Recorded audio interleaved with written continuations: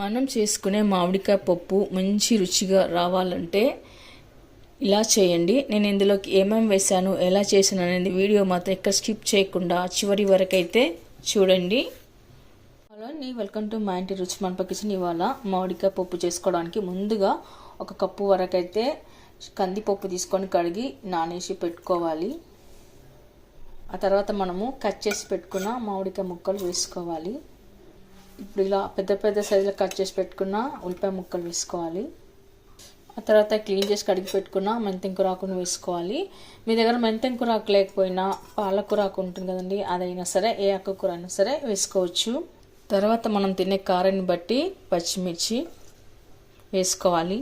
తర్వాత కొద్దిగా కరివేపాకు.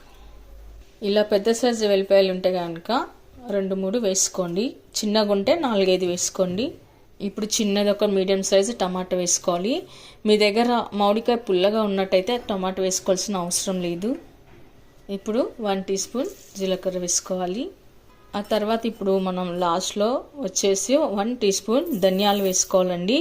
ఈ ధనియాలు వేసుకొని మనం కాస్త కచ్చపచ్చగా దంచుకొని పప్పులోకి వేసుకోవాలి. చూడండి, ఇలా కాస్త బరకగా కచ్చపచ్చగా అయితే దంచుకొని పెట్టుకోవాలి. ఇప్పుడు వీటిని మనం పప్పులోకి వేసుకుందాము. ఈ ధనియాలు ఇలా దంచుకొని వేసుకోవడం వల్ల మంచి ఫ్లేవర్ వస్తుందండి పప్పుకి. మనం తినేటప్పుడు మంచిగా పళ్ళకి తగులుతూ ఉంటుందండి, టేస్ట్గా కమ్మగా బాగుంటుంది ధనియాలు వేయడం వలన. ఇప్పుడు కొద్దిగా పసుపు వేసుకోవాలి. తర్వాత ఇప్పుడు మనం పప్పులోకి కొద్దిగా ఆయిల్ వేసుకోవాలి. ఆయిల్ వేయడం వలన పప్పు త్వరగా ఉడుకుతుంది. తర్వాత ఇప్పుడు మనం ఒకసారి అంతా కలుపుకొని పెట్టుకోవాలి.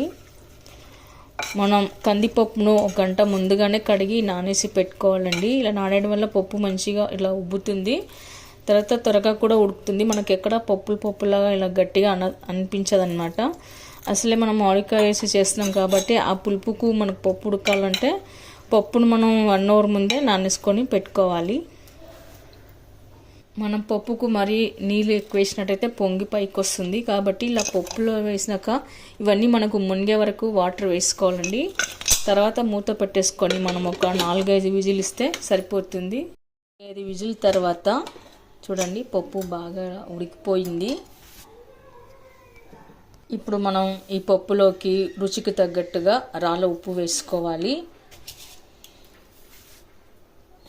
తర్వాత ఇలా పప్పు గుత్తో మరీ మెత్తగా కాకుండా కాస్త పలుకులుగానే ఉండేట్లాగా మనము రుబ్బుకొని పెట్టుకోవాలి. మనకు పెళ్ళిళ్ళ ఫంక్షన్లలో వెళ్తాం కదండి, అలా ఉంటుందన్నమాట పప్పు. రుచి మాత్రం సూపర్గా ఉంటుంది. వేడివేడి అన్నంలోకి నెయ్యి వేసుకొని తిన్నా చాలా బాగుంటుంది. ఇలాంతా మనం రుబ్బుకొని పెట్టుకోవాలి. చూడండి, నేను ఇందులోకి ఏ మాత్రం వాటర్ అయితే వేయలేదు. ఇందులో ఉన్న వాటర్ నీళ్ళే కరెక్ట్గా సరిపోయింది. తర్వాత మనం ఈ పప్పుని ఒక హాట్ బాక్స్లోకి అయితే వేసుకుందామండి. ఇందులోకి మొత్తం వేసుకొని పెట్టుకోవాలి.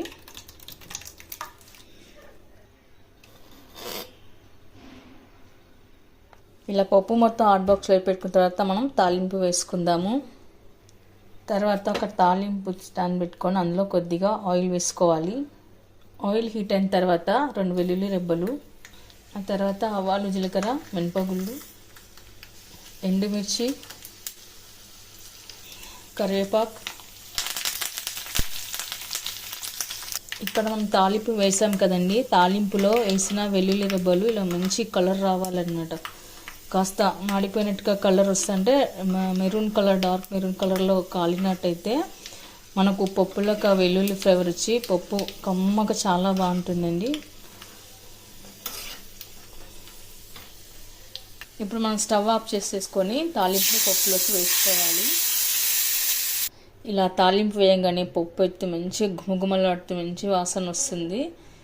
మరైతే మీరు కూడా ఒకసారి ట్రై చేయండి. మీకు ఎలా కుదిరిందో కామెంట్స్లో పెట్టండి. లైక్ చేయండి, షేర్ చేయండి. తప్పకుండా మన ఛానల్ని సబ్స్క్రైబ్ చేయండి. Thank you for watching.